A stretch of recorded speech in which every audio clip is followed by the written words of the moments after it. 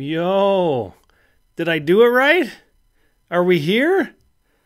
Mother of pearl. Either way, this is what's happening.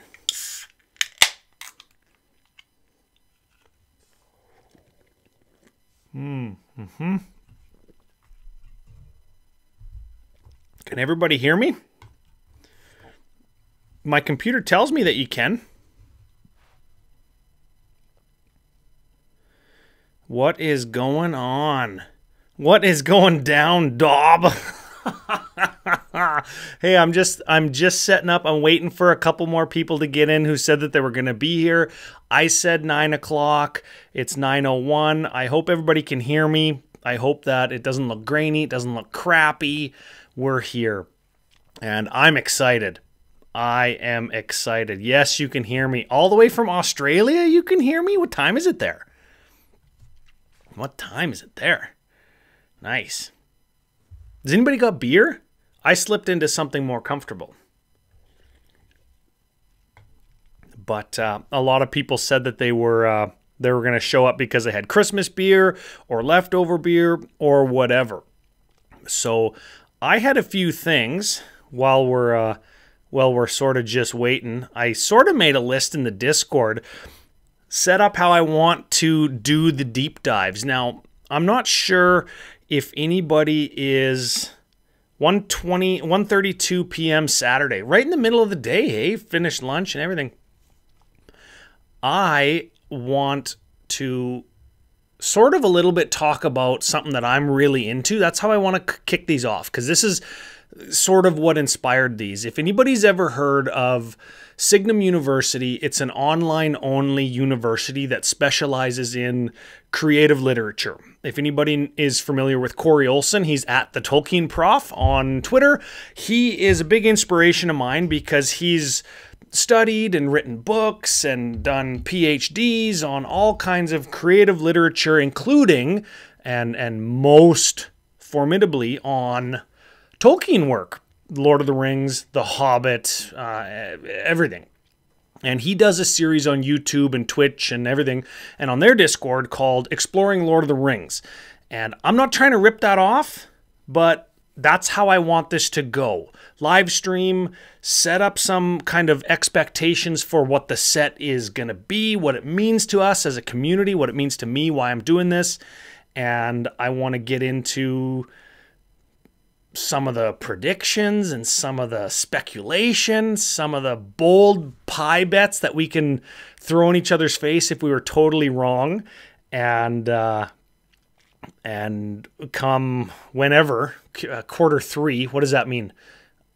August, September, October, when the set comes out, we can all say, hey, we were right or we were wrong, and take a deep dive a few more times on the set. So that's what I want to do. Robert's drinking coffee. I'm sitting here adding cards. I'm just looking at some of the chat. It's harder to read and talk than I thought it was going to be. And if anybody wants to hang out in the CCO live chat on Discord, I'm going to try and monitor that too. I don't know if I'm going to be able to monitor 3 or 4 different things all at once. I hope that I can. And we're just going to take it from there. If you have anything particular to say to me, like write to me, especially if I made a mistake or I put my foot in my mouth, just ping me on Discord and I'll see it there. And I wanted to first, a little bit just in the chat, get everybody's sense of where they're at in their kind of, I don't know, Tolkien legendarium lore. Like, I assume that everybody who's very interested in this set is has seen the movies, because I think as a Magic community, that's the most reach that the Lord of the Rings has, is with the movies. So if you've seen the movies, give me a thumbs up or give me something in the comments to say yes. If you've read the books, because that's where most of my discussion is going to come from, maybe 2 thumbs up or a flex or something. Give me some indicator that you've read the books. If you've read anything past the Lord of the Rings, like The Hobbit, The Silmarillion, Unfinished Tales, The Book of Lost Tales, if you've read, I guess, any of Tolkien's really supplemental work, like The Adventures of Tom Bombadil, or any of his Inklings work, or any of his translations from Old English, if you're that hardcore, I guess let me know, because I'm super interested as to how much I can do and say without people just like having it fly over their head. So let me know, I guess, that. And for anybody who asked earlier today or this week, I guess let me know if you want just the raw audio file uploaded to the podcast feed. I think I want to do that. I might process the audio a little bit to make it sound better, but I don't anticipate adding too much or taking out any of the pauses, the ums and ahs when I'm like reading chat or looking something up. I don't think that I'm going to cut any of that out, just because that is going to be so dang time consuming. And I want it to be as raw and as authentic as it can be, because obviously we're talking about Magic and Tolkien, and those are my two absolute favorite things, and that's why I'm doing this. It's been really since 2020, when the streaming live gameplay Magic stuff has taken off. I've missed out on all of that because I wasn't able to do Spell Table with my crappy internet. Fast forward a couple years and you've got a little bit better internet for me now. I've gotten an upgrade. I've got some hard lines. I got a new router. I got all that stuff. So I'm able to do this. And if my contribution to the Magic streaming world and content creation world is a deep dive on my other favorite thing, I'm way far and beyond more than happy to do that and to bring that and to share that with people and have people share their Tolkien Magic experience with me. So that's what we're doing. That's what I'm reading a couple comments, read the books back in high school, really deep dive on wikis a few months ago. Rings of Power, yeah, I'm sure that'll come up. And I said that most of what I'm going to be talking about is going to come from the books, but there will be nods to the movies, of course, in what I say and quotes that I do all the time. It drives my wife crazy. I quote the movie all the time, and I'm sure that's going to happen. I'm sure it's going to happen in the cards. I'm sure there's going to be plenty of nods to the Peter Jackson films. I'm hoping, and this might be our first speculation, our first pie bet, that there may be some throwbacks to the Bakshi movie from 1974, 77, 74, 73, the 70s. I'm hoping that there's some throwbacks to that, and I'm willing to put a little bit of a pie bet on that, I guess, or whatever kind of bet we make in the nation. What is that? Is that a drink bet, a booster pack bet, whatever? And if anybody's got any bold predictions as I'm going through, put them in the comments. I apologize that the comments on YouTube are delayed, and then through OSB or OBS, I mean, they're delayed even more. So I'm going to see it. It's just going to take some time. So that's kind of where I'm at with everything, and why I kind of the nutshell Cole's notes as to why I want to do it, besides providing everybody that is interested in me and the kind of content that I'm into more. So I'm going to have a drink. I'm going to pull up our first image here, and we're going to see where we go after I check some comments. I got drink, comments, image. That's where we're going. I super hope that the microphone can pick up me dumping beer into my body. And if you're catching this on the audio only feed after, you have to tune in on YouTube, because you never know what part of my body it's going into, which is both fantastic and disgusting all at the same time. Okay, so let's scroll up here. We got some trilogy readers. We'll swap to beer soon. That's a good idea. Let's see here. Wizards of the North, what's up? Shout out to them. See you in Vancouver. Awesome. Original Trilogy did a marathon viewing of the extended versions of the movies in one day. You are a trooper. I don't think I've ever watched all 3 extended editions in one day. Nor have I done it in one sitting if it transcended over midnight or crossed over midnight to a different day. I know I've watched 2 of them in one day. I've done Fellowship and Two Towers in one day, but never all 3. Let's see. What's up, everybody? Israel Garcia. Man, I like that name, Israel. That's a cool name. 2 days. Israel read the Two Towers in 2 days. That's fantastic. I think the Two Towers might be my favorite book.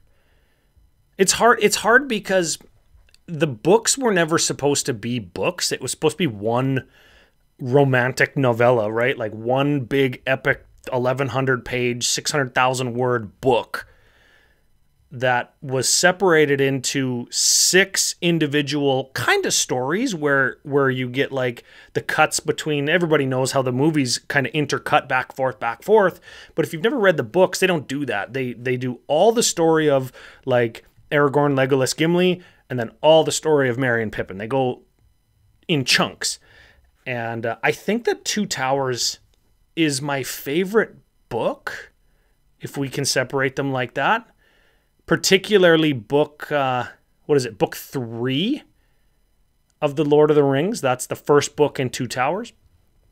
I like that one. That's Aragorn and Gimli and Legolas meeting with Éomer and the riders of Rohan and going to Edoras and saving Theoden and meeting Éowyn. All that stuff happens in the start of the Two Towers. I like that.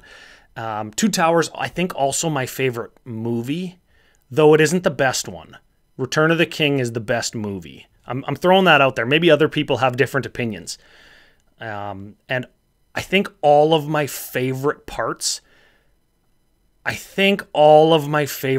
for each individual character that I have a favorite part for all happen in Return of the King.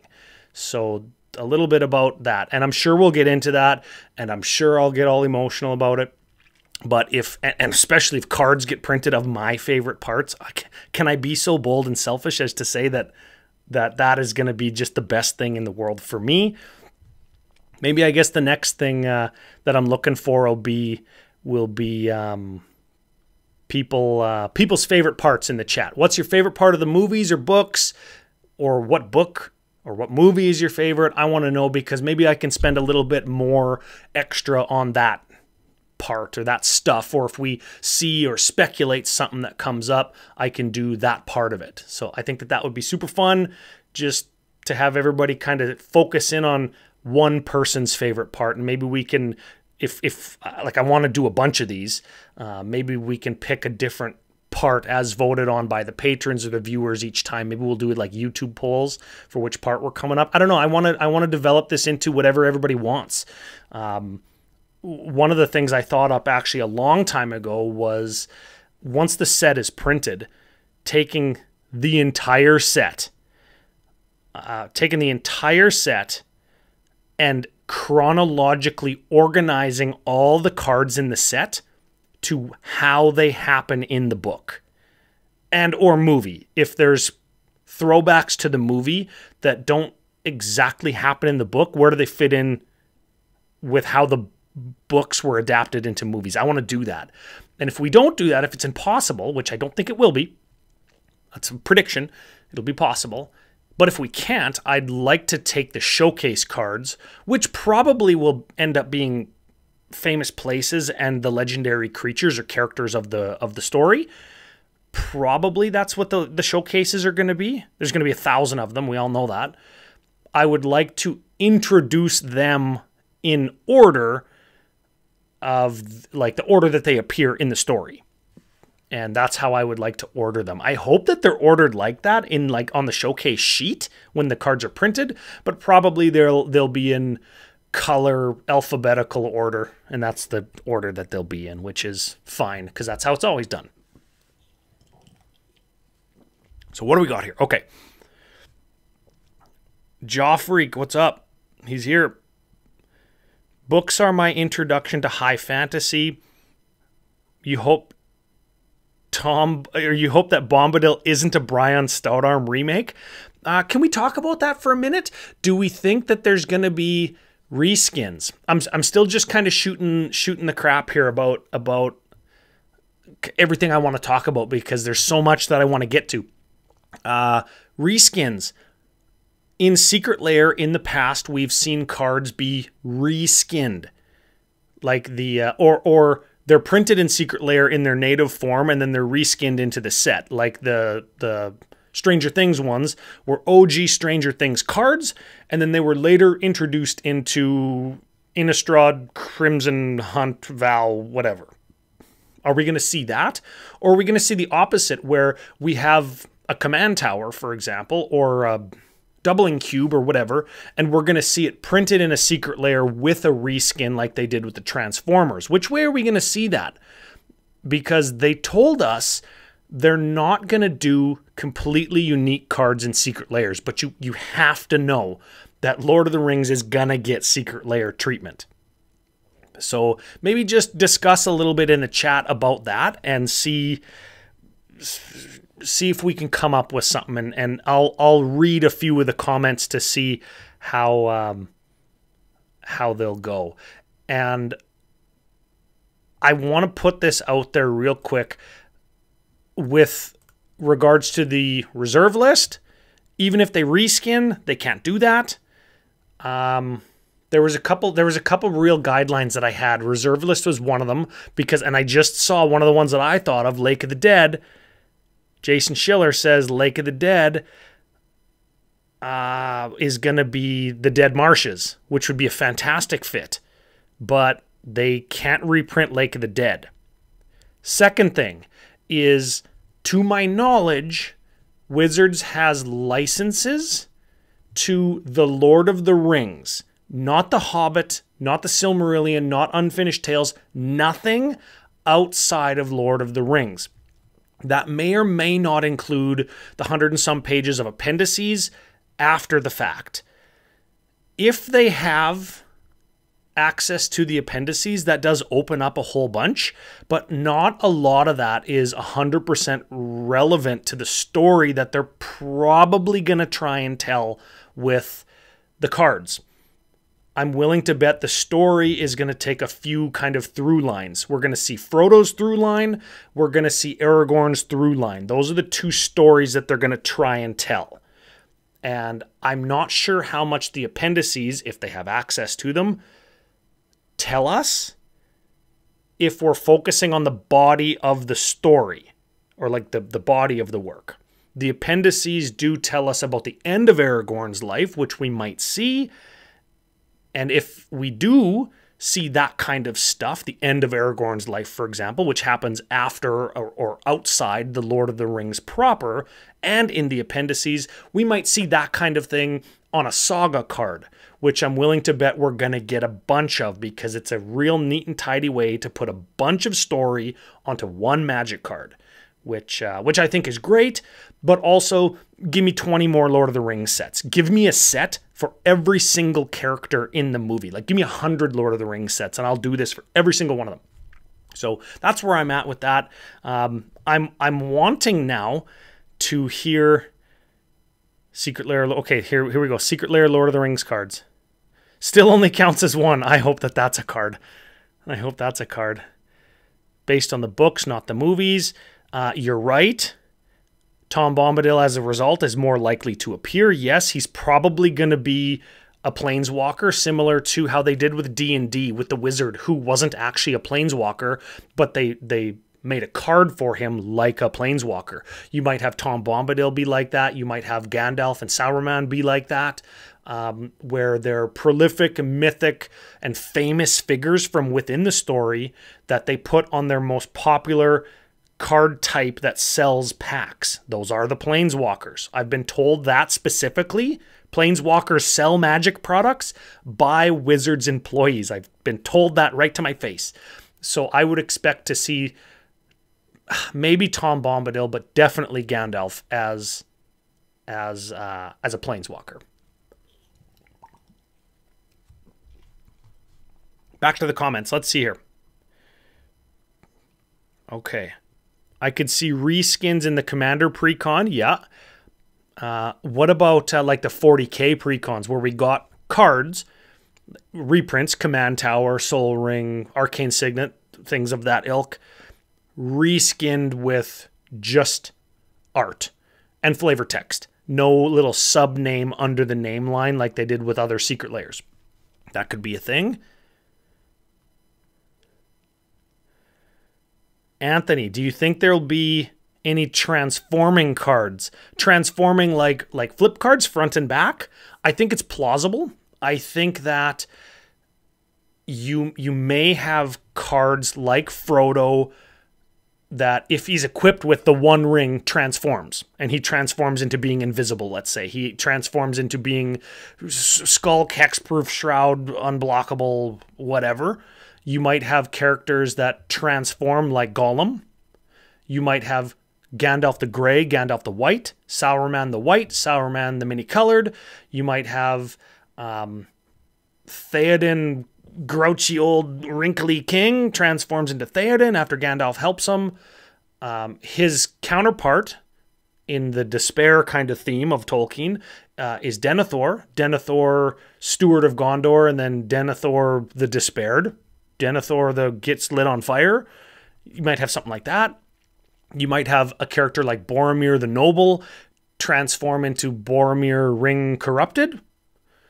What else? That's more than I thought I was going to get, eh? You might have Bilbo at the start of the story versus Bilbo being old. Galadriel the Everwise, and then Galadriel the Dark Queen. I guess there's lots of different options. Tons of different options there. Aragorn the Ranger and Aragorn the King. You could have transform cards. I would love to go deep on that kind of speculation. Oh man, now I'm left behind in the comments. Good thing I highlighted that one.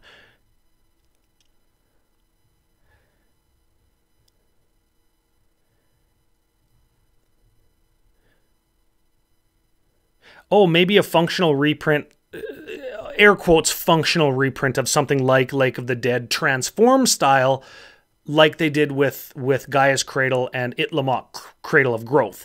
That would fit in with transform cards being present because they don't just do like one transform card. They'll do a bunch of transform cards, transform lands or enchantments, or flip sagas, and then double-sided tokens. They'll do all those things all on like their own sheet, and then that's how that as a whole gets incorporated into packs. So I could see that. Lots of people are saying reskins.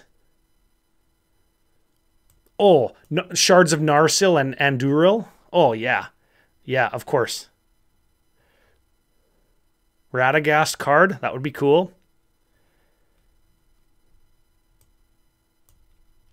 Okay, I'm trying to get through these. I'm trying to catch up as fast as I can. Gandalf the White. Yeah, got that one. Radagast. Gandalf as Planeswalkers. Radagast. You know what? You might not even see Radagast. He was on, like, how many pages is he in, really, in the Lord of the Rings? Gandalf meets him, and he tells him some stuff, and then he gets mentioned again, like, at the the Council of Elrond, and he like, that's it, right? Sort of, I guess. And any mention of any of the other Astari, like Radagast the Brown or the two Blue Wizards, are all in Unfinished Tales.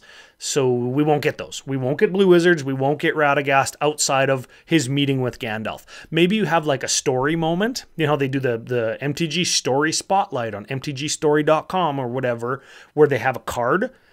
Gandalf meets Radagast. I'm hoping that the whole story is story, or like the whole set is story spotlight cards. But I'm not sure. I'm not sure we'll see Radagast.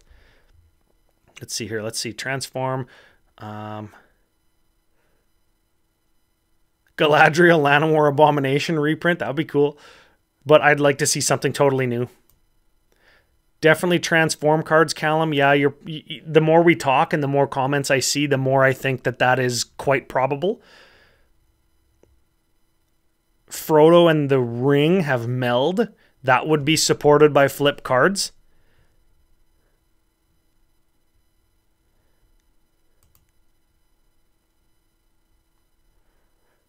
Joke cards for the Hobbit's love of food. Yeah, I think they played that up in the movie more than in the book.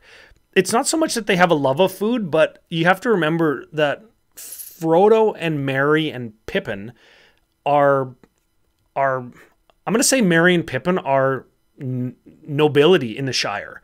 The son of the Thane and the son of the Master of Brandy Hall, those guys are Shire royalty, and Frodo is very aristocratic. Bilbo was the richest hobbit in the entire Shire, and he wasn't from a noble line. Maybe once removed he was, but those guys were pampered and spoiled, and they just got food whenever they wanted. That's why they would always be thinking about it when they don't have it. So I would expect to see something, but I would put a card that's riffing off of Hobbit's love for food in the category of a nod to the movies. That's where I would put that one.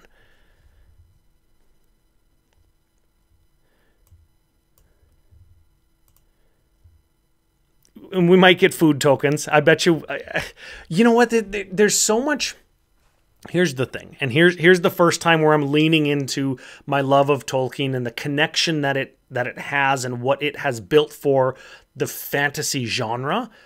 We could say anything about any magic set or mechanic and say, yeah, that would fit in Lord of the Rings. Skulk would fit in Lord of the Rings. Gollum probably has Skulk. Skulk's never coming back, right? It's just not. Maybe it is. Maybe Gollum will have it. Food tokens and hobbits. Investigate. Clue tokens. Aragorn hunting for Gollum and Gandalf hunting for Gollum, and Gollum getting away from the guards in Mirkwood. Where did he go? Right? Like in Gandalf's and Legolas's story in the Council of Elrond, they talk about him getting away. They talk about looking for him for like 8 years. They search for him, right? Like, what's another one? Trample, Double Strike, Berserk. Like we could attach those to orcs. We could attach those to the Uruk-hai. We could attach those to Treebeard and the Ents. They all have Trample. They all have Rampage, because bonus points if you remember Rampage. But all the trees got cut down, and they knew some of those trees on that side of the forest, and now they're going to avenge them by attacking Isengard. And they have Rampage, right? Like you could fit any ability into this story and it would fit. And that's why I would like to promote good discussion with what is really going to be probable. What are we probably going to see? The One Ring probably won't give Frodo Shroud, because they don't do Shroud anymore. They don't even really do Hexproof anymore. But earlier today on the CCO Facebook page, I think it was Rob that said Shroud is kind of bad for the controller of the creature that has Shroud, so maybe it'll give him Shroud. And that's a good idea, because the ring kind of is bad like that. It doesn't, you shouldn't wear it. You shouldn't wear it to be invisible. That is bad. And Shroud is kind of bad for that. So I mean, we could see anything like that. Tom Bombadil, protection from the ring. Yeah, see protection.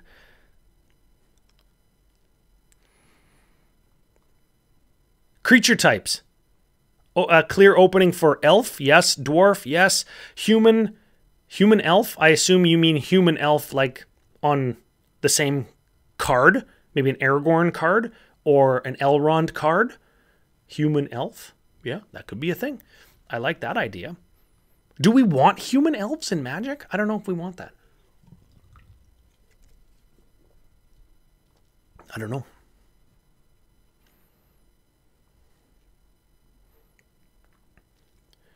Treebeard can animate forests.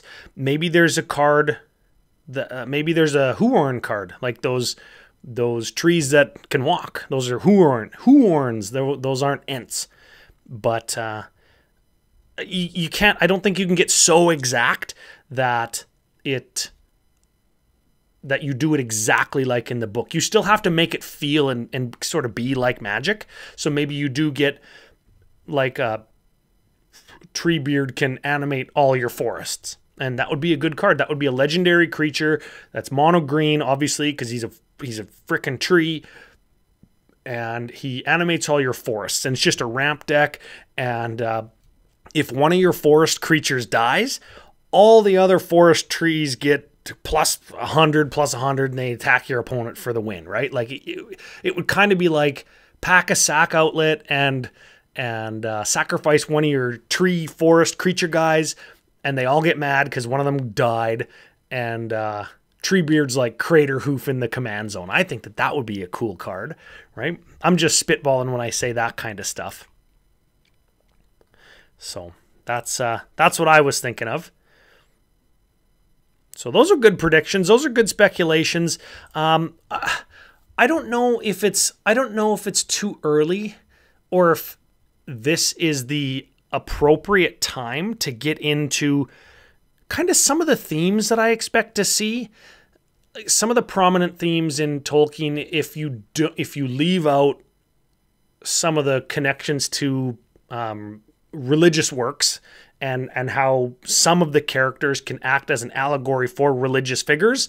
I use the word allegory. Tolkien people, don't come at me.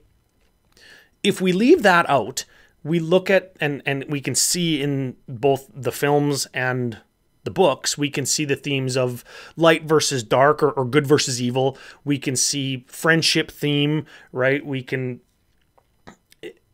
There's a bunch of reoccurring themes in all of Tolkien's work. And the good versus evil one is probably the one I think that can translate to cards the best.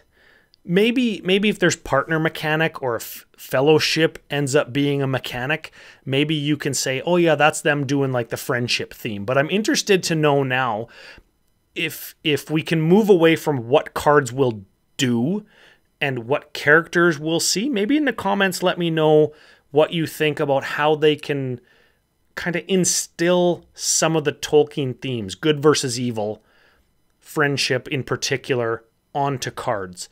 And I would say pay particular mind to the friendship theme, because I think that's going to be super important with a little bit of how this set is received, in that we sit down and we play Magic with our friends. And we love Magic. That's why we play it. That's why we play it with our friends.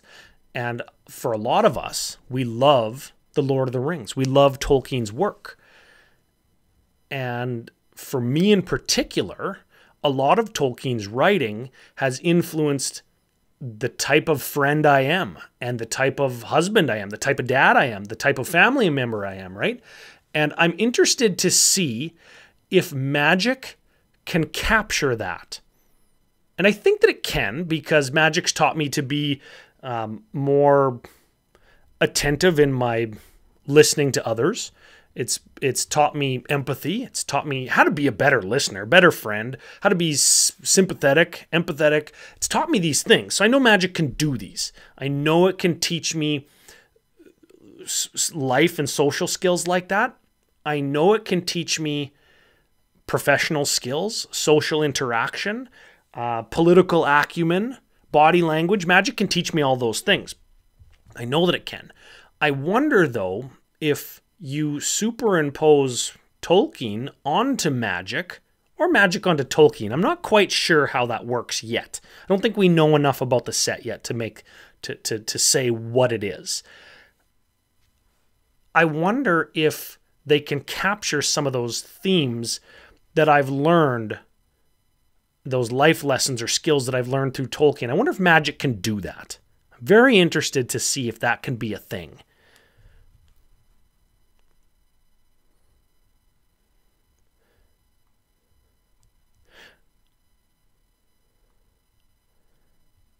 And I'll clarify. I'm just I'm seeing some of the comments, the themes. I don't mean like red black dwarves or mono green elves. Those aren't the themes I'm looking at. I'm not looking at the draft archetypes. I'm looking at the like I explained, the sort of life lessons or the reoccurring kind of meta statements that you can, or meta ideas that you can draw from the work, from the Lord of the Rings, that say, these two guys are friends. I want to be a friend like that. I want to be loyal like that. Samwise's loyalty to Frodo is one of the things, and his love for Frodo is one of the things that shapes the entire history of the world forever after the story. Is friendship, love, respect, that literally changes the trajectory that the entire world goes on, because two people have this plutonic connection to each other, this friendship, right? That's what I'm looking for. Are we going to be able to see that? Are we going to be able to get that? Are we going to be able to identify when somebody is good versus when somebody is bad? Generally, evil, I should say. A good guy versus a bad guy, an evil guy. Generally, we can see that kind of thing on cards. The art changes, the abilities change. I think in a set like this, we have to be very careful that we don't say things like white and green are good guys, black and red are bad guys. We should be careful not to say that because we'll miss some of the stuff, right? We might see characters like Saruman be white and black, right? Well, is he good or is he bad? No, there's no question. He's a bad guy, right? So we have to be careful with some things like that. That's what I mean by themes.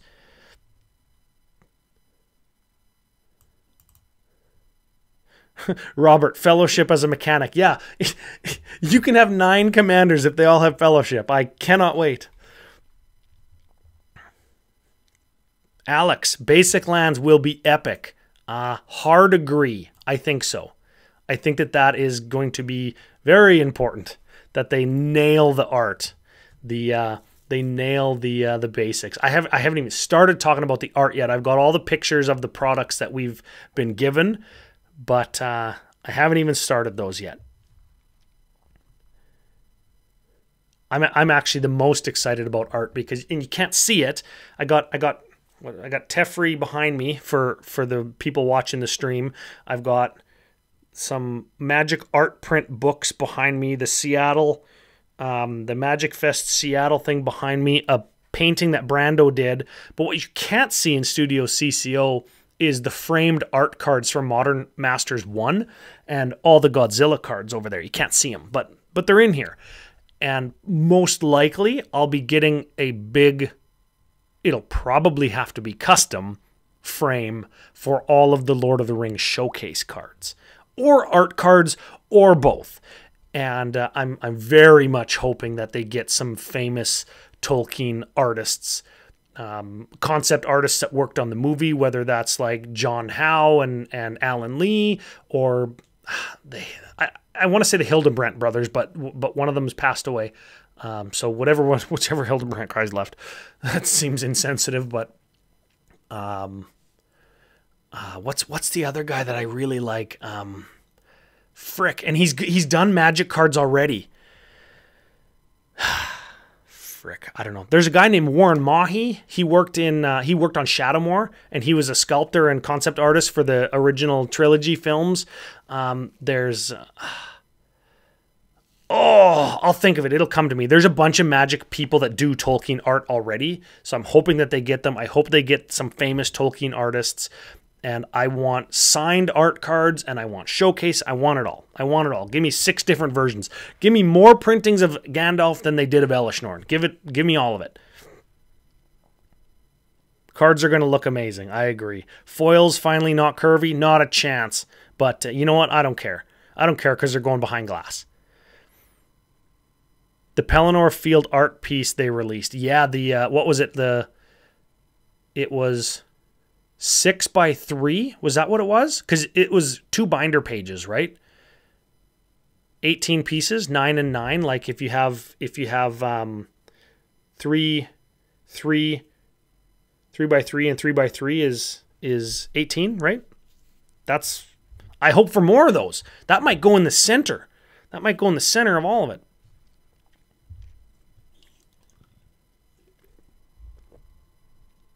So anyways, we're at 42 minutes and change. I want to flip over to some of the art. We got onto the art. I want to flip over to, what's the first one I got here?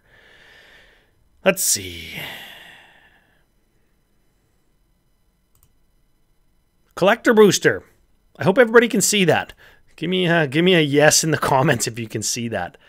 And I see the mention of battles. We're going to talk about battles in a minute. I've got a collector booster on my screen. Hopefully you do too. And I have to assume this is both speculation time, ooh and awe time. Let me know what you think, I guess. I think this is Frodo. It's somebody holding the ring. And Yeppers, yeah, can see it. Good, thank you. This is, I think, it's got to be Frodo, right?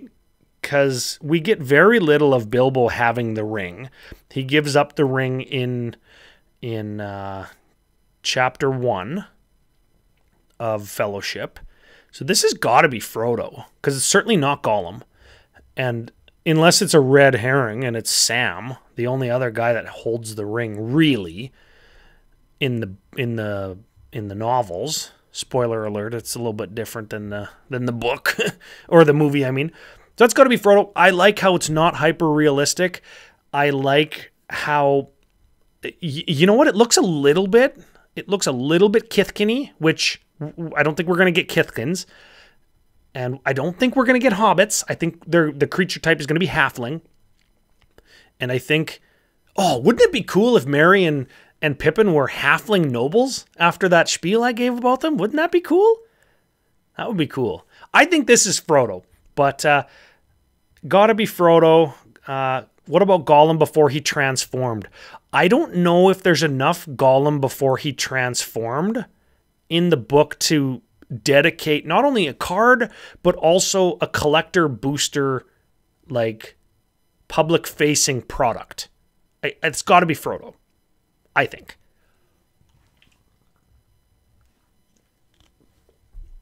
I just Frodo'd that can. Look at this. Canadian Club, because I'm classy. Cheers to anybody else that's in the nation that's having a drink. That's Rob. Saturday, frickin' 2 o'clock in the afternoon. Hopefully it's nicer than here. It's minus 41 last night. Yeah, that was cold. That was frickin' cold. Anyways, that's the first one. Let's move on here. Let's see here. That's the collector boosty. We're going to move on to... what do we got here? The collector booster display has the same image, just wider. I don't know if we'll see that crop or not, like the wider crop on a card, or if this is like, it's probably not Frodo's card, but maybe that's, I don't know. We don't have enough. Let's go draft booster. That's 1000% Gimli. That's the same helmet as the movie, and he's got a giant red beard. That is Gimli through and through. Glad we're not aiming for the movie art style. Just keep it different. Yeah, right after I said the thing about Gimli. You know what? The movie art direction and art style was so fantastic. Like the Peter Jackson trilogy, Lord of the Rings trilogy, those 3 movies, that work of cinema, art, whatever, is regarded as some of the best filmmaking to ever film, to ever be made into a movie. They're the best. Regarded as the best by many. They are my favorites, so I'm biased. But you know what? If we see nods to the film, I'm here for it. Give me Rivendell that looks exactly like it does in the movie. Give me Minas Tirith. Maybe not exactly. No, not Minas Tirith. But give me Osgiliath the way it looks in the movie. Give me here, right on this booster pack, this draft booster. Give me Gimli exactly how he looks in the movie. This Gimli maybe has lost a few pounds, and his axe is oddly concave. I don't know what that's about. I don't think that would be a very efficient or long-lasting weapon if it's shaped like that, but I don't know. I'm not a weaponsmith. But it looks great. I don't know. What does everybody else think? My axe confirmed. Yeah. My ass confirmed.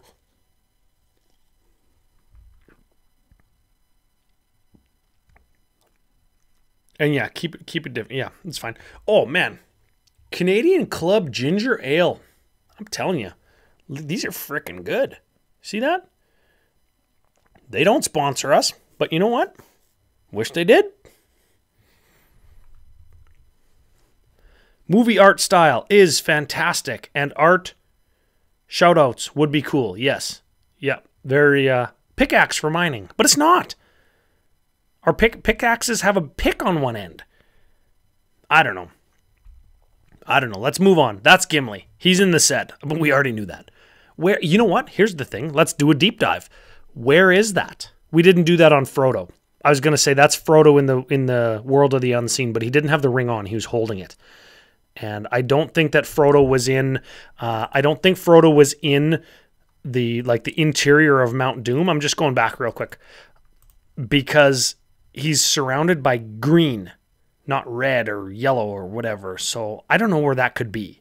The Frodo one. Maybe it's just maybe that's the Ring's Allure sorcery, right? Like, I don't know. Maybe that's just a card. I don't know. Gimli right here, I would say, where are we? Draft booster. This is Gimli at,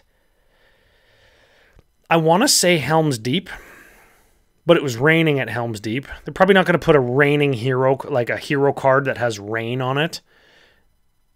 And I want to say Helm's Deep because the Battle of Pelennor Fields, it also rained there, but there wasn't mountains around really. There's not really mountains around. There'd be mountains if you're looking at Gimli and there's Minas Tirith behind him. So I think this is at Helm's Deep during the day, like the morning after Helm's Deep. That's where I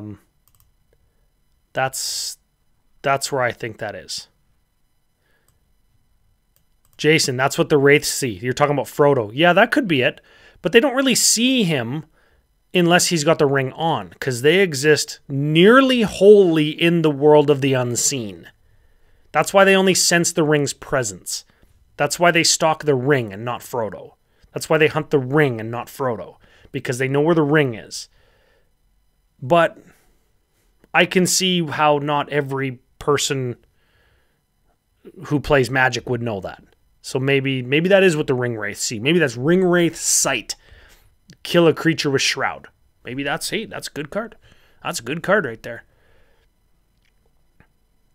The dwarf tossing in the book. Robert. I don't remember either. It's an iconic moment from the movie, isn't it? We might see it. No, it's the dwarf tossing is not in the movie because it's Aragorn, or in the film. Frick.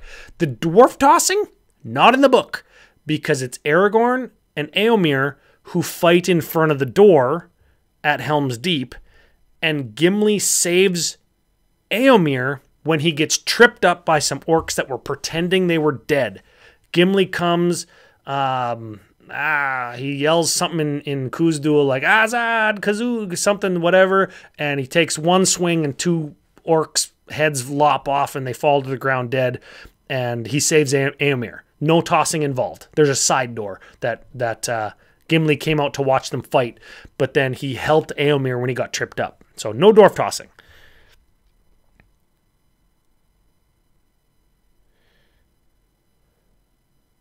Steven, welcome. I don't know how long you've been here, but I saw that Doubtful in the book. It's a modern meme started in the 80s. Yeah, maybe by the Bakshi film. Was it in the Bakshi film, dwarf tossing? Probably not. That film was so serious. Frick, scared the piss out of me when I was a kid. That was a scary-ass movie. I'll tell you that much. Next one, what do we got? Next product.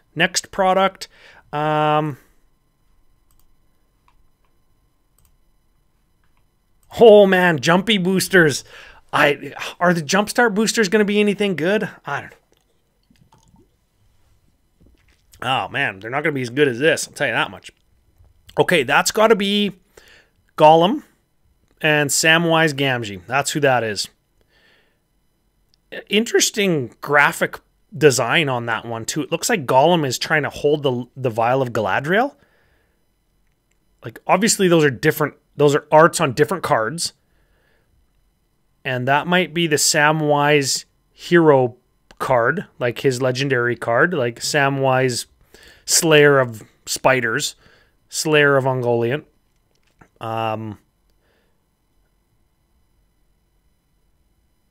I'm just reading the comments real quick. Oh man, the Bakshi movie, frick man, who's seen that? Let me know in the comments, because that movie was terrifying. The prologue, the red and black prologue, and the first scene where you see a Black Rider where they all hide under that giant tree root in the Peter Jackson film, that was a throwback to the Bakshi film, because that was such a terrifying depiction of the frickin' man. Those things are so scary. They're all limping around and just sniffing. And they ride out of the sky when they're chasing Frodo the Ford of Brunnen. Oh, couldn't watch that by myself at night. Even when I was like a teenager, I tried to watch it again. I was like, this movie scared the piss out of me when I was little. But like, I watched the Bakshi films after the Jackson, the first film in 2001. I went back and watched it because the Bakshi one is only kind of the first two books. And I was scared again. I was like a teenager. I was in high school. Freaking scared. Anyway, Jumpstart boosters. Anything like the other set Jumpstart boosters, they'll be trash. Probably we'll see a bunch of Lord of the Rings cards in them. Maybe we'll see one or two distinct Jumpstart only legendary creatures like we do. Maybe those creatures will be available in collector boosters, in foil and alternate art treatments. That would be fantastic because they'll go on my wall. And then they'll have a bunch of reprint cards that are good in Jumpstart, sure. Golem and Samwise Gamgee, I think that's our two best guesses, right? Vaguely recall the movie. Probably mentally blocked it out. I know I did for like years. Art released for the Ring Wraiths. No, do you got a link? I probably have, but I don't know if I have. Send me a link. Okay, next one. Before we go to the next one, that's Sam fighting Ungoliant. No, sorry, Shelob. I don't know if I said Ungoliant earlier, but that's Sam fighting Shelob, and that's Gollum. Probably not his legendary creature art. That's probably some other art of Gollum. Not sure. Next one. What do we got? Should I do all of them? Should I do all of the product releases that we got? I don't know if anybody's interested in chilling out for all of these. The pre-release promo cards are the same one as like the Frodo Gollum. Here, I got it right here.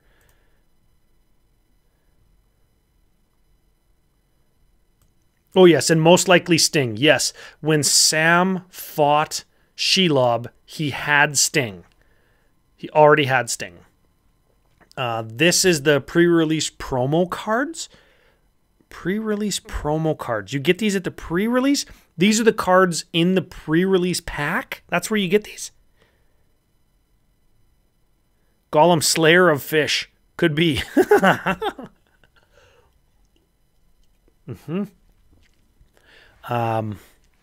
This is... I'm not sure what to make of this art. Oh, and look at the bottom of it. That's different than the picture that I had. That's different.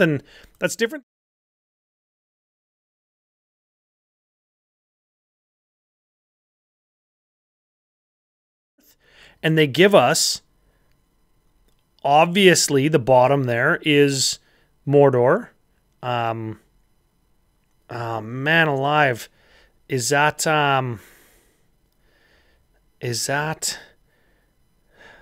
the Plains of Gorgoroth? The Plateau of Gorgoroth? What's it called? What's it called? Plateau of Gorgoroth. Yeah, that's when they're walking from the Mountains of Shadow towards Mount Doom. That's what that is. That's Frodo with the stick, Sam with the backpack, and Gollum behind them on the very edge, right? And of course, Mount Doom right in the center. Then Frodo's face with the ring. And is that Gollum? Is that what they're calling Gollum? Is that Sauron? Because they gave it a reddish yellowish eye with a kind of a cat's slit pupil? Is that supposed to be Sauron? Or is it Frodo and Gollum? Or is it Frodo and who they're saying Frodo could turn into? I know that the Jackson films were playing around with that. What do you guys think? Show all the art. Sure. My wife said a birthday party, and I'm drinking beer, talking about Lord of the Rings with my friends. Frick, I could be here till next Tuesday. Hater of cooked potatoes. Yes. Sam Slayer or Eater of potatoes. Do you think the food card's going to be hooked up to Sam in some way? Or do you think it's going to be a different hobbit? Or do you think it's going to be Barliman Butterbur, the innkeeper from Bree? Oh, I bet you that's going to be the guy that does the food tokens. There's a deep cut for anybody. Barliman, beer blessed for 7 years after Gandalf knows that that Barliman let Frodo and his friends go with Strider. Doesn't that show Frodo and Shadow Frodo? Maybe, but how do we know Frodo looks different when he puts the ring on? Do we know that? Sauron? Maybe. Will we see Sauron? I don't know if we'll see Sauron. You know what? I hope we don't. I hope we don't because that would be true to the source material. Oh, excuse me. Carbonated. We don't see Sauron in the book. We don't see him. That's why he's so scary. He's disembodied domination, hate, deceit. He represents some of the most potent ingredients of evil. That's why he's such a good bad guy. You get glimpses of it in his orcs, I don't want to use the word subcreated slaves because he didn't create the orcs, but they are his sentinels, let's call them. I don't even know if that's accurate, but we see hatred, violence, disregard for well-being, whether it be human well-being or the well-being of nature. We see all that in the orcs. We see deceit and the desire for power in Sauron. We see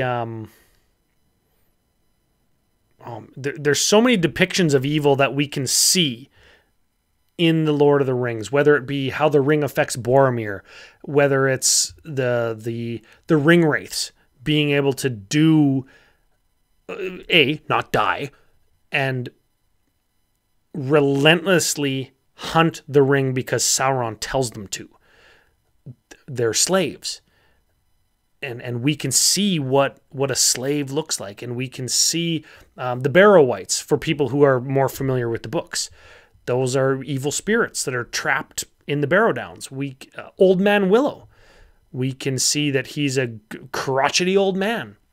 The Huorns, which are good guys, but they get angry when the orcs chop them down and just leave dead trees lying everywhere. We can see evil kind of on screen all the time, but the very embodiment of evil and the catalyst for all of that evil to still be in the world is Sauron, and we don't see him. That makes him kind of special, if that's the word. I don't know. That's what makes him scary, powerful, believable, applicable. Applicable. Jeepers creepers. I don't want to get into politics. I don't want to get into religion. That's not what we're talking about. But if I said, have you ever met the president? Do you agree with everything that he does?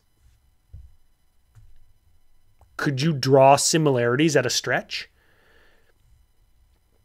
Could I ask the same questions about like the Pope?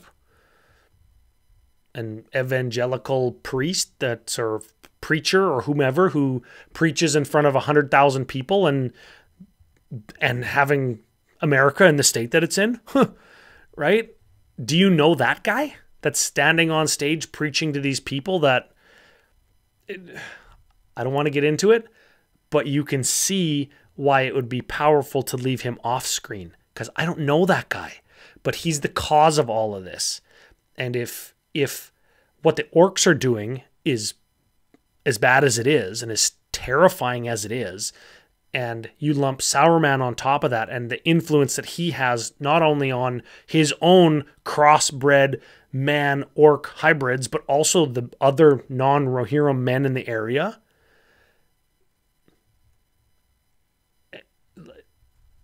to have Sauron be disembodied and be the cause of all of the bad stuff that we see is very powerful. And I hope that they don't give him a card.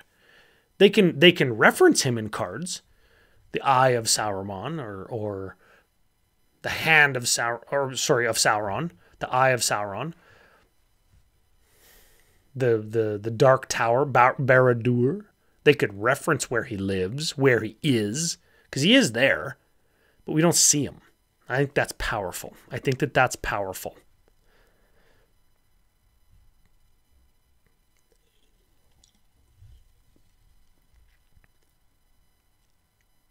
Whoa. Which character do you want to see most as an advisor?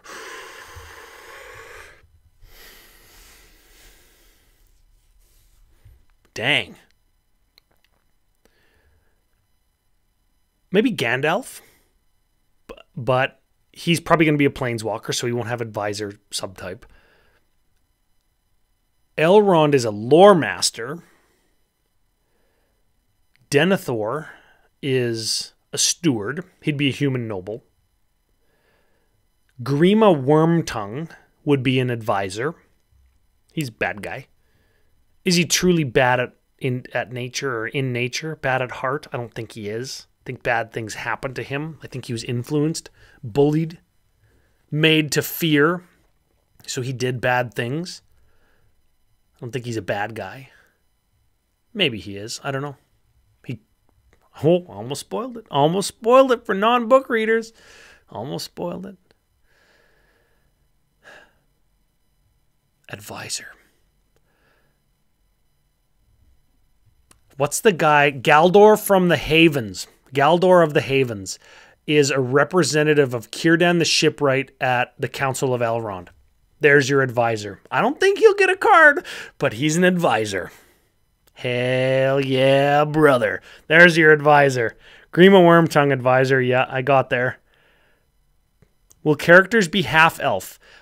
We saw the representation of half-elf in one of or both of the D&D sets, where we saw elf human. Did we see that? We had to have seen that.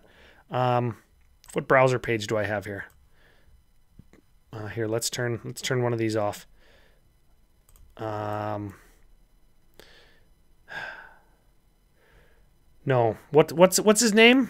Driz Dorden, wasn't he half elf? I don't know. Somebody can confirm that, I guess.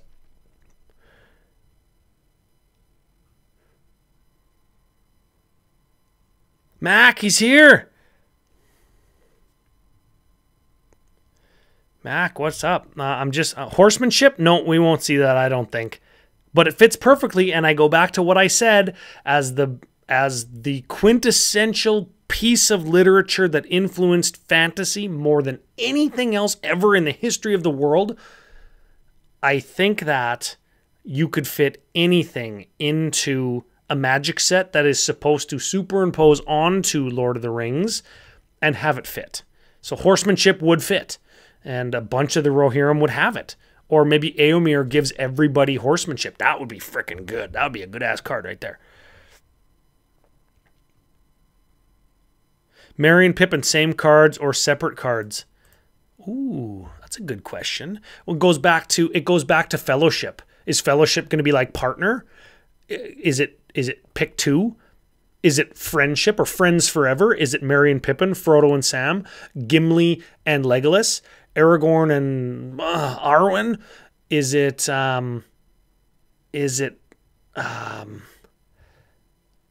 Faramir and Eowyn. Is it Gollum and Smeagol? I don't know. Are they different cards instead of flip cards? I think flip cards maybe we nailed. Driz Dorden was just a dark elf. I'm sure Brando told me that there was like human elf. And that was supposed to represent half elf. But they don't want to add half elf as a creature type, because then you have half as a creature type. Or if you hyphenate it, then it's one word. And half elf is different than elf. So human elf was a creature type that they used. Human elf druid. There we go. Yeah. Thank you, Steven. Marion Pippin partner EDH deck for the win. Yeah, agreed. Anyways, let's move on. We spent a lot of time on this Frodo. Is it Gollum? Is it Sauron? Things got a little bit deep. I mentioned politics. I tried not to, because I don't think about that when I read the Lord of the Rings. I really don't. Oh, bro. The pre-release bundle. What is this about? What is this? Who's that? I didn't even see this one yet. I didn't look at every... I thought I looked at everything. Who is that? Is that the Witch King? Is that the Witch King of Angmar?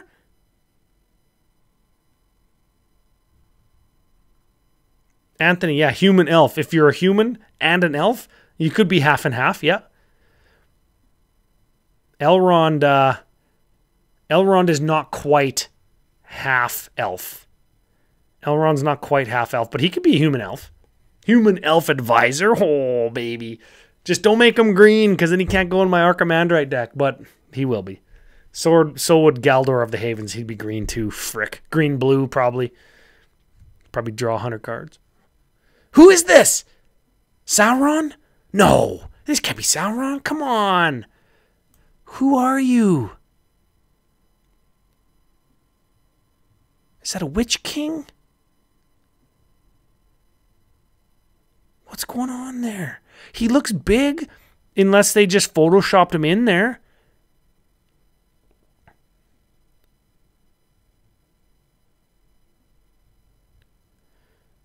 Oh man, who is that?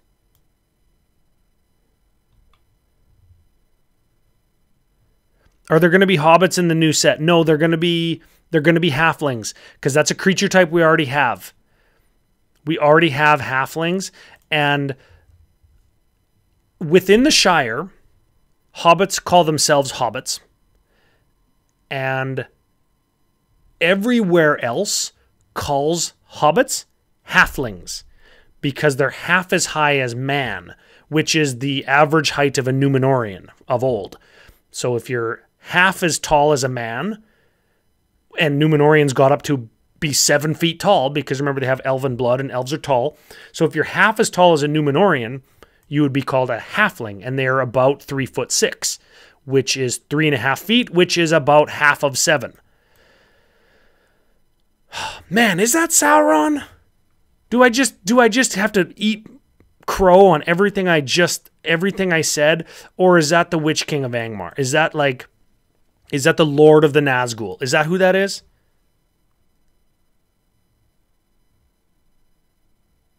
The sword looks reminiscent of the one Sauron had when his finger was hacked off. Do you mean in the movie? Because we don't know what Sauron had in when he got killed. In the book, I don't think. We know that Elendil had Narsil, and Gil-galad had what's his spear's name? Egglost? Egglost?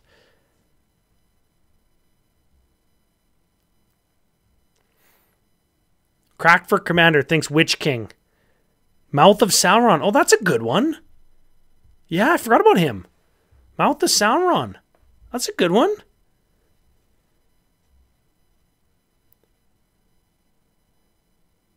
Oh, Witch King Morgul book. Yeah, flames ran down the blade. Yeah, that's okay. I hope it's not Sauron after all I said. Can't show him. It's too powerful when you don't show him. And the Witch King is scary regardless. This doesn't speak fear to me. This speaks power, domination. This piece doesn't speak terror is my number one weapon. This is fire and a sword and me just overpowering you physically and through magic is my main weapon. That would be my criticism of this if this is the Witch King. Which I hope it's not. I don't know. Maybe it's... I don't know. I can see why it would be. I mean, it's a pretty badass piece. Like, if I was into fantasy and didn't know, or if I was... and didn't play Magic, or if I was into Lord of the Rings and saw this and said, hey, did they do a Sauron card? I better buy this, right? It's a pre-release pack. Man, it must be good for new players. Lol. Nothing's good for new players. What does everybody else think? Witch King, Morgleblade, yep. Yes, the movie Sauron had a face. Did movie Sauron have a face? Oh, I guess they did in the prologue. In the prologue, movie Sauron had a face. You're right.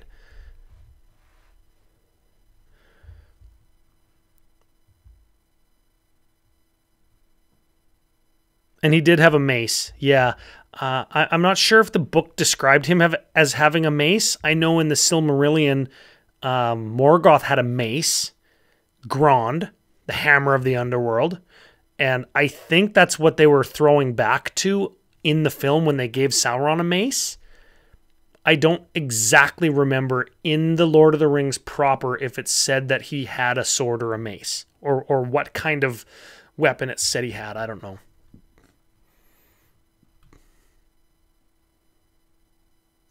The hilt of the sword. Kind of looks like devil horns. Sauron's the devil! Sauron wasn't the devil. Not in the Tolkien Legendarium. That was Morgoth. What are we on? Set booster. Let's keep going. This one's an easy one. Old Gandhi. That's Gandalf. That's gotta be. Hey? Is that his hero card? Is that his legendary or his planeswalker card? It's hard to tell if there's a complete like vertical orientation of this piece. I think that there is, which would be consistent with the vertically oriented or the portrait style that Planeswalker arts are done in. I think that's Gandalf. I don't know where he's standing. Where is Gandalf ever standing in the Lord of the Rings where there's lava? Not sure. And isn't on a mountaintop. And isn't on a bridge that's as wide as a shoelace.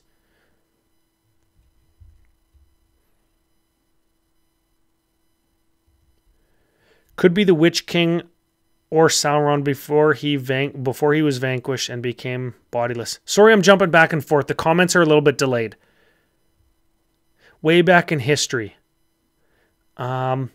Maybe. We don't know if they are, because we don't know if they have access to the appendices or not. We just know Lord of the Rings proper. We don't even know if they have access to the Hobbit. We don't know. How big are his eyebrows? Frickin' big. Look at those suckers. I think there's going to be 2 Gandalf cards. I think there's going to be a Gandalf creature, and that's going to be Gandalf the Grey. And I think there's going to be a Gandalf the White Planeswalker, which is obviously an upgrade because Planeswalkers are generally better than creatures. Yes, I said it. I know earlier I said that there might be a flip card, Gandalf the Grey one side, Gandalf the White one side, which is another obvious way to upgrade when you have to achieve something or pay some amount of mana. But I think having 2 Gandalf cards actually sells more boosters because you want both Gandalfs, I think.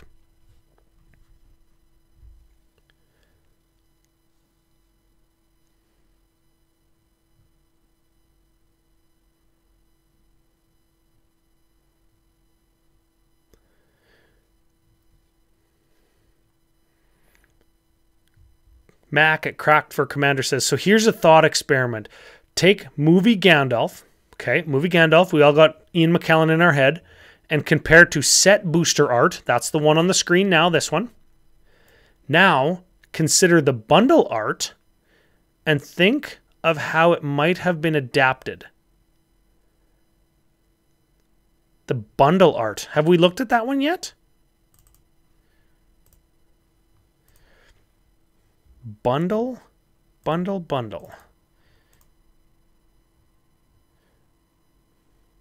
This bundle?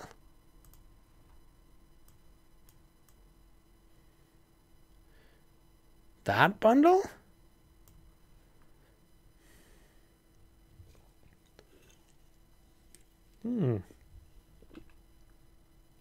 Is there another bundle art? I think I have all of them. Nope. The gift box bundle. Bundle gift edition right here, baby. This is the most confusing. I was trying to save this one until last. This one is the most confusing, I think, because we have there what really looks like Gandalf the White. And, you know,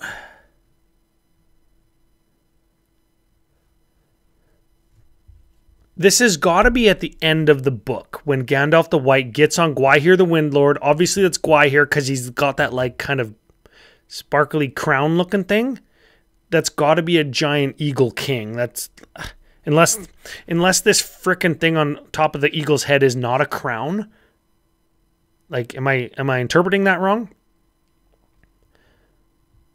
Anyways, this got to be Gandalf the White looking for Frodo and Sam post ring destruction, because it's Gandalf the White, and the only other time he says he flies on an eagle in the book proper is when Gwaihir rescues him from the top of Orthanc and takes him to Meduseld in Rohan.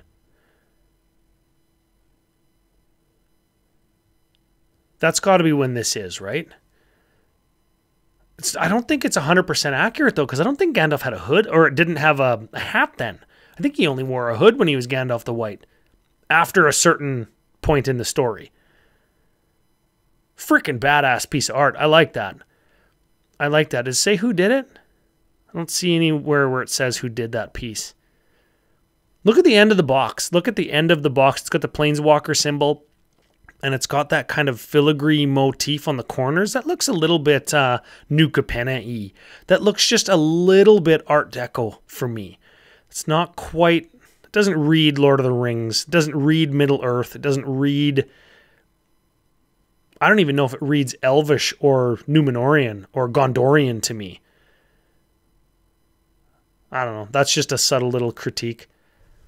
Is Shadowfax a vehicle? Frick, I hope so. He's going in Calamax. I want to go back up real quick.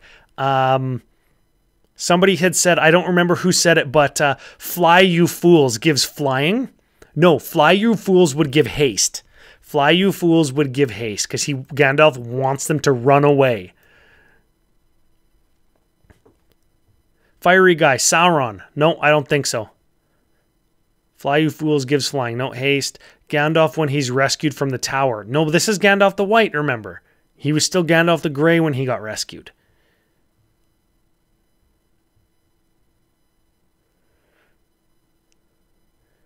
Yep, on the eagle coming to get... Yep, Frodo and Sam. Yep, Shadowfax vehicle. I'm just going through the comments here.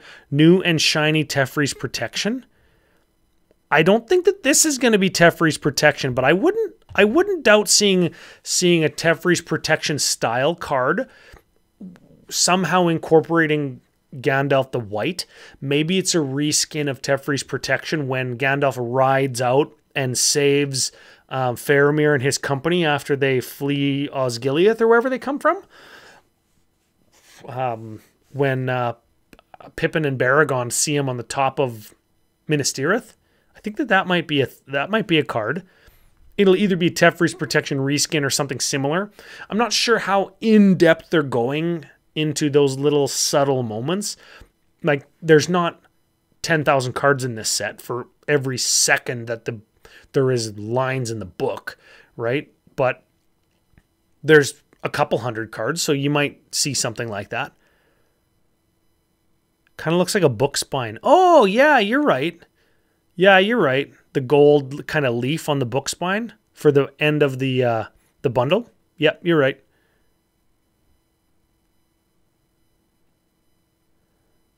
Shadowfax would definitely give haste. Oh, hell yeah, he would.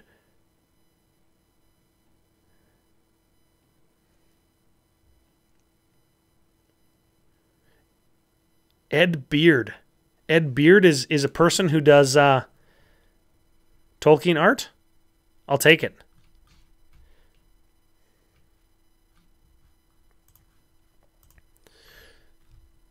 Let's get back to these real quick here. Have we done all of them? Bundle. Oh, we haven't talked about this one yet. Now with 8 set boosters. Hey, that's pretty good. This is... Oh, I like how this one wraps around. You see how it wraps around to the edge where the book spine was on the other one? This is Gollum and Frodo wrestling over the ring. You can see the little twinkle on the ring there. And Sam on the... where the spine of the other one was, on the short, skinny edge there. Sam going, wah! Running after them. This is a good one. This is a good one. And remember the collector booster was Frodo holding the ring with that green kind of smoke all around him. That didn't look like the interior of Mount Doom. This does. We see lava, we see rocks, and we know that Gollum and Sam and Frodo were all there. This is a good piece. This is evocative. This makes a Lord of the Rings fan say, hey, what's that? Because it's something they immediately recognize. And I think that is gall dang important when you're trying to hook the millions of Tolkien fans that don't play Magic.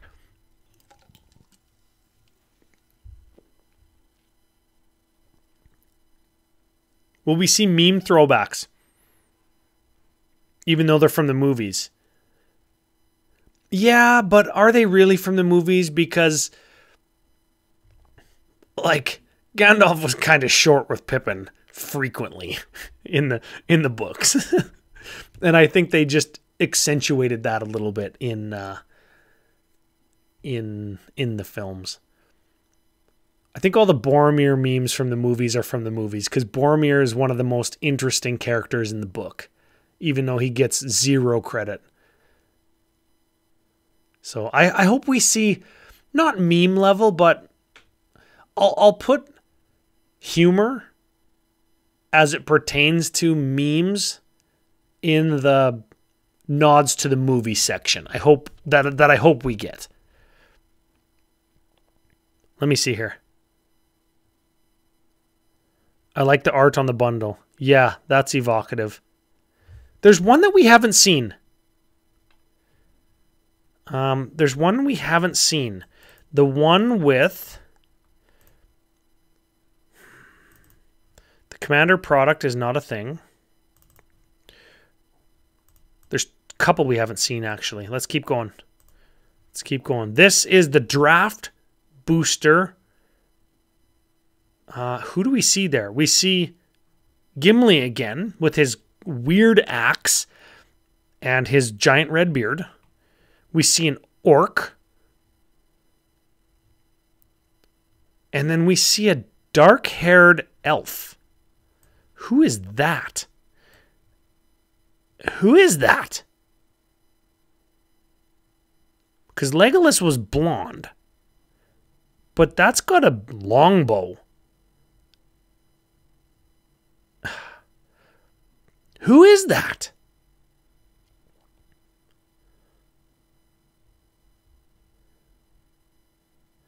Is it Legolas? I don't think it is. Legolas was blonde, wasn't he? Or does the movie just make me think that? Does the movie just make me think that? Legolas was fair. Legolas in emo phase. Yeah, maybe. Legolas was fair. And fair can mean a couple different things, depending on context. It could mean fair as in beautiful to look upon. It could mean white, unblemished, or delicate-looking facial features or skin. Or it could mean blonde.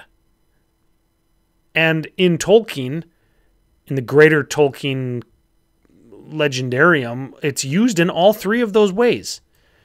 So I'm not sure who that is. I would say that I think I think that this is at Helm's Deep because there's green flags. And the colors of the Rohirrim were white on green. White horse on green. But I don't really see white horse on either, like not the banner hanging down beside the magic word, nor the flag behind Gimli. But they are white and green. So maybe they're being ambiguous or ambivalent. Maybe that's not Helm's Deep, but I think that it is. And that would make sense because that's where the Legolas and Gimli friendship really seems to take off. And maybe it's a subtle nod to partners or joined forces or friends forever or dwarves and elves as a draft archetype. There could be all different reasons that art is exactly the way that it is. Because this isn't the Legolas and Gimli that we get in the Pelennor Fields panorama piece that we were talking about earlier. Random background elf number 2? Maybe. I don't think so, though. Not on, like, the front of the product, isn't it? He was blonde or he was blonde in the movie. Yeah, exactly. Israel, good night. Thanks for coming.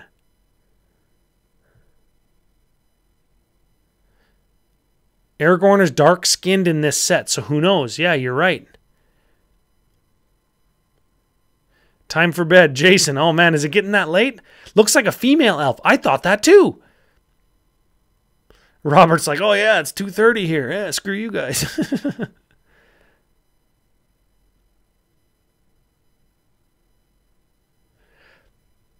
In the book only thing, I'm the book only thing about his hair.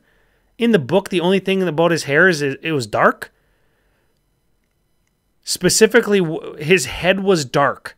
What's the context? Was he thinking dark thoughts? Was his vision clouded? I'm interested.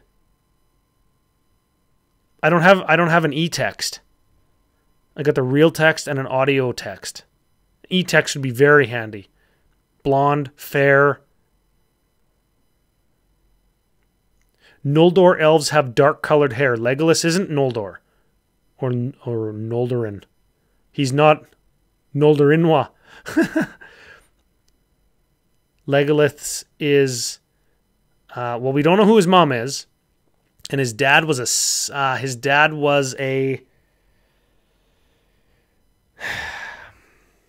Legolas calls himself a Sindarin elf. A green elf. An elf of the woods. But his dad was nobility...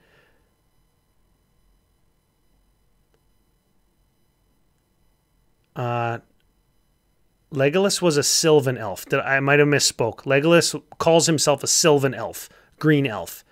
His dad and grandpa were Sindarin, I think. Sindarin elves were fair. They had blonde hair.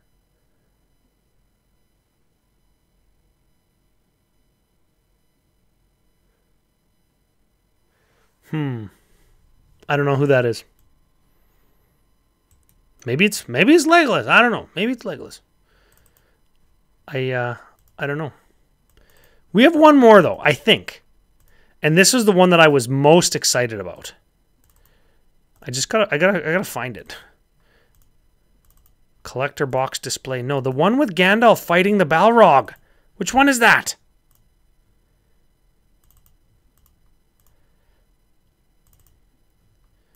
Does anybody know?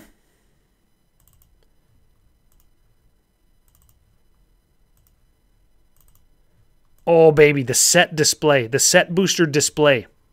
This is it, baby. This is what we all came for. Anybody want a bold prediction? I think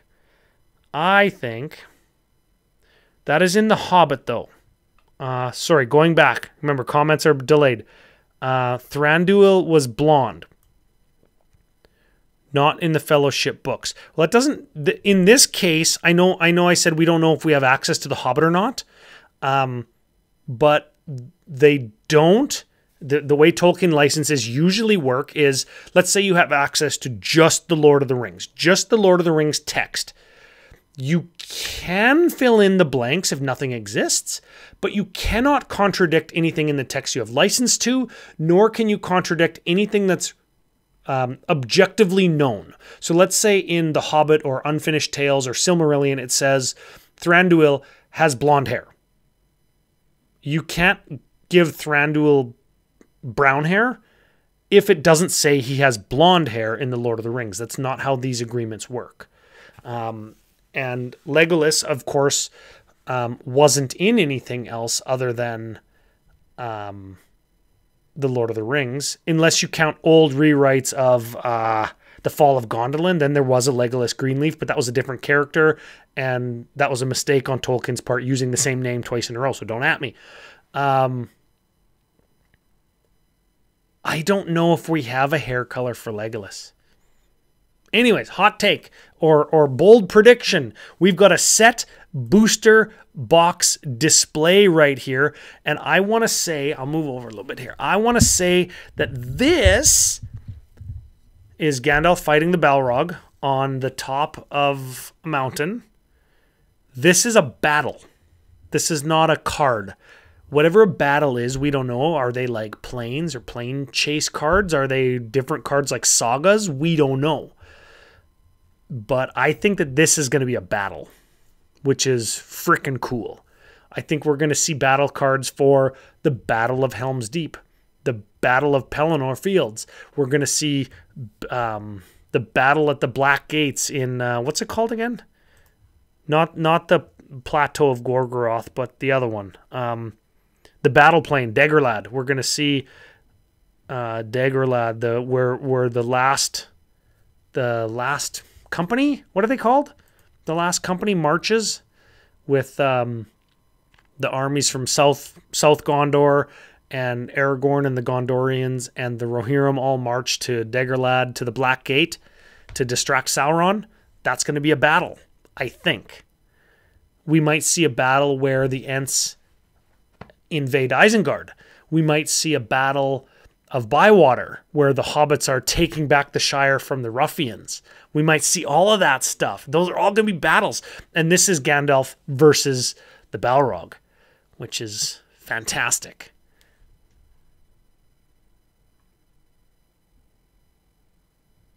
Let's see here. Need context. Oh, Thranduil was blonde. Okay, here. That is the Hobbit. My prediction is "You shall not pass" will be a counterspell. Yes. "You shall not pass" is the movie line. "You cannot pass," I'm very sure, is the book line. "You cannot pass." I would take either or. But because they're doing the book, that's what they have license to, it might be "You cannot pass." But either way, that would be a cool counterspell.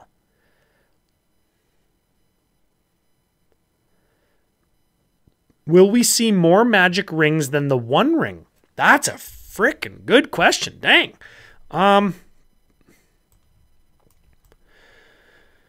There's 20 of them. 20 rings of power. And then there's a bunch of lesser rings that were essays in the craft of ring creation. We get like a brief history from Gandalf in chapter 2 of Fellowship. What's it called? The Shadows of the Past. Is where Gandalf tells about the elven smiths of Eregion and how they made the rings of power. And then Sauron deceived them. And then they made these 3 by themselves. Nenya, Vilya, and what are they called? Frick, man, it's too late.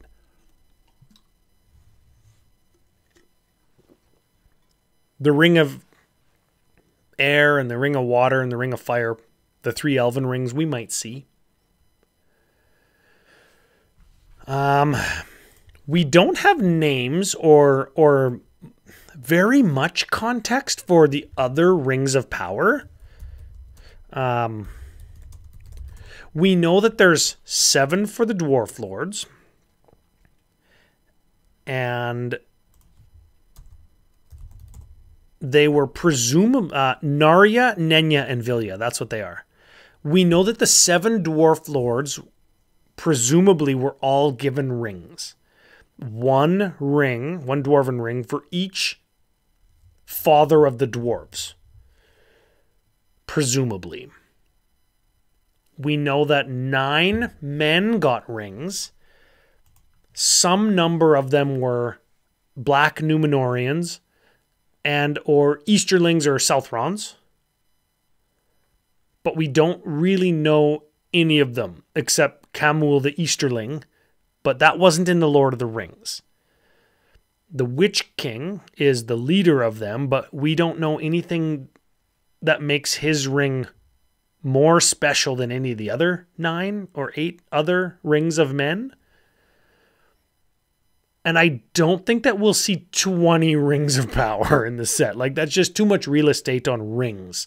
Like, what do they do? Are they mana rocks? Are they equipments? Are they transform cards? Do they meld with random creatures to make them into ring wraiths? Like, I don't know. Would other rings cause confusion, though? I think so, and take up too much real estate. Maybe you get the 3 elven rings. Maybe you get callouts to the elven rings on their respective ring bearers, maybe in flavor text. Galadriel has one, Elrond has one, Gandalf has one. Maybe in the flavor text you get that information. I don't know. Maybe you put that kind of thing on a saga. Maybe 9 rings for mortal men doomed to die is a saga. Maybe 3 rings for the elven fair beneath the sky is a saga. 7 for the dwarf lords in their... Man, I don't even remember the ring verse. Frick. Maybe those are sagas, right?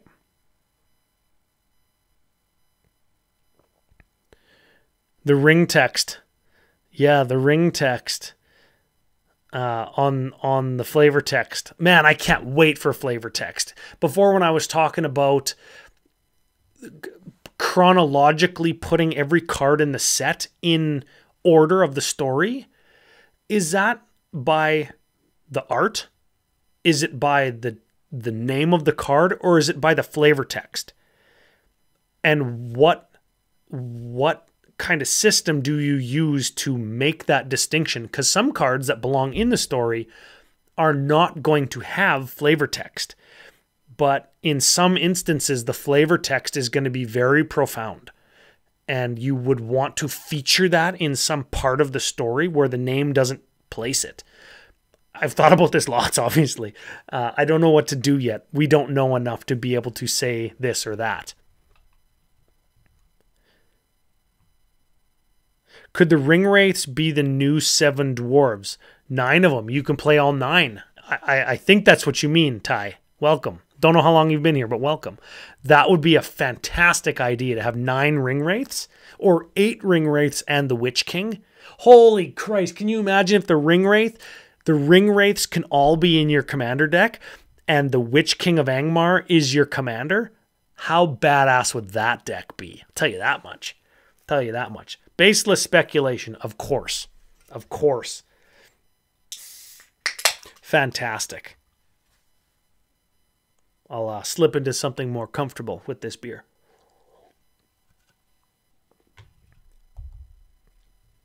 So, I don't know. What does everybody think? Final thoughts? I think we saw all the arts.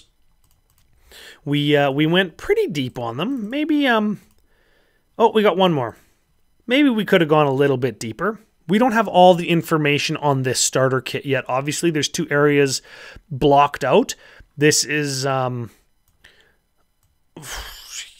indications. This is Frodo. He's got the ring. One could maybe make an argument that this is Bilbo, but I don't think that it is. I think it's Frodo. Dark hair, not old. Not Sam. We already saw Sam has blonde hair or lighter colored hair than Frodo, and that's accurate. I don't know if there's too much special about this. It's a pretty generic background. This almost feels like this character was cropped out and put on that background. and we don't know all of what's going on here. I think in a starter kit, you see 2 cards featured on the front, like through kind of like a clear package material, right? Yeah, 2 decks ready to play, it says at the top. So you would have a white-green deck. Hey, maybe that's the elves. And then you have a black-red deck. Look at the very top of the packaging.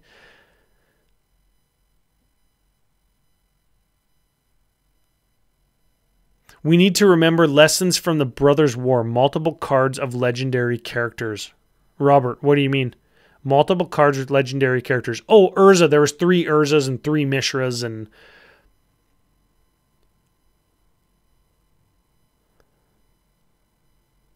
The passing of the ring. Is that what's going on here? Is that what you mean? Like, this is when Bilbo gives the ring to Frodo, or when Frodo gets the ring? It could be.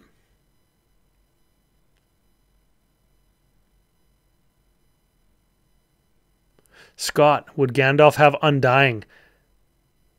I don't know. We were talking about Gandalf being a flip walker already, and or having 2 Gandalf cards.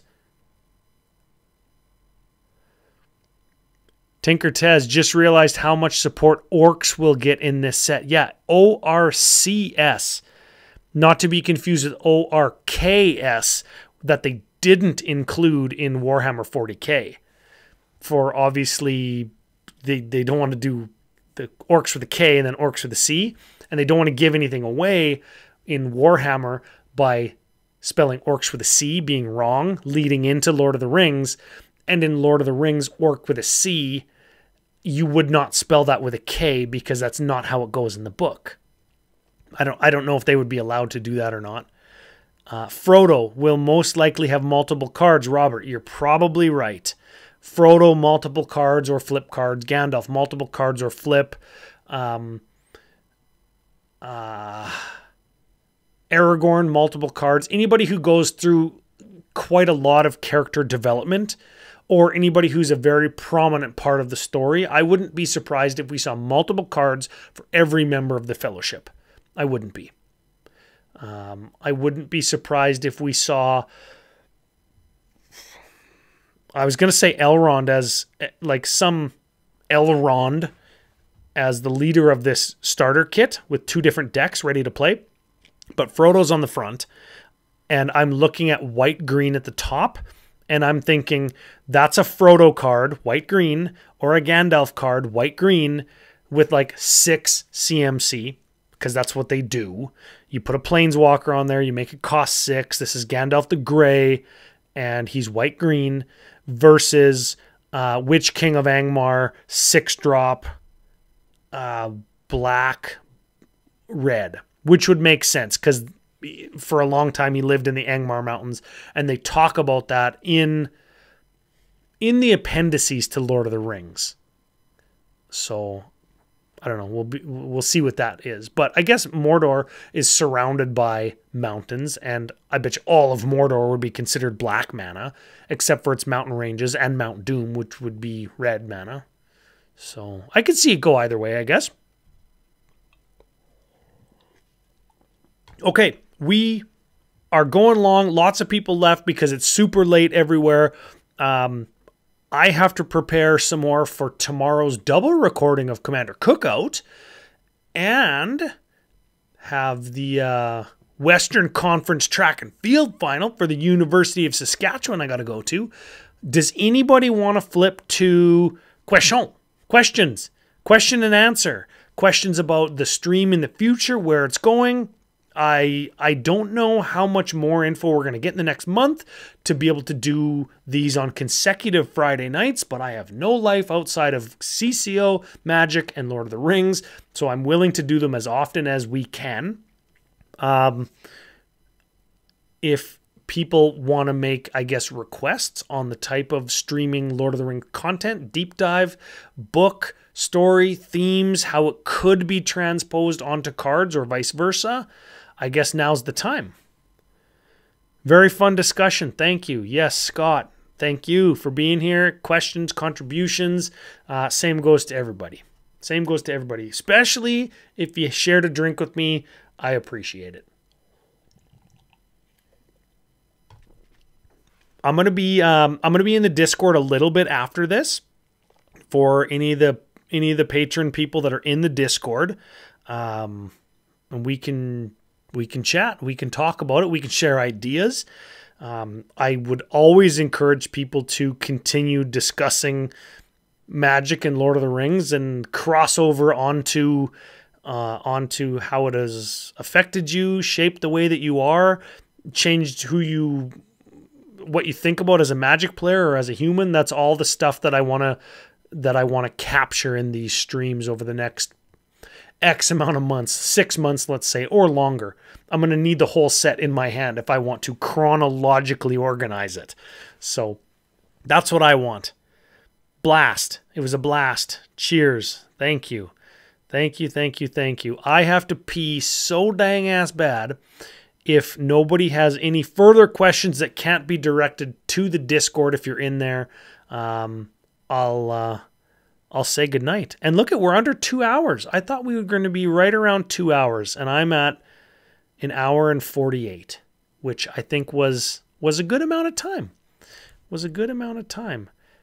Any last thoughts? Anythings?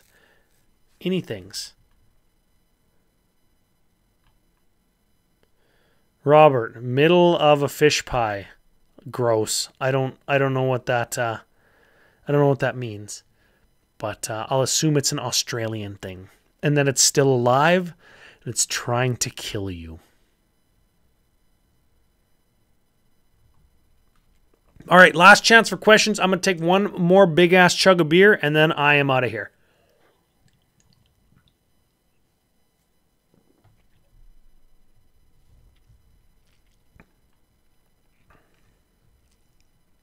Okay, sick. Peace out, everybody. Thanks for being here. I'll see you on the Discord. I'll see you on Commander Cookout 366. Sure. I'll let everybody know on Twitter, Facebook, Discord, when the next one's going to be. There will definitely be a next one the next time we have more information.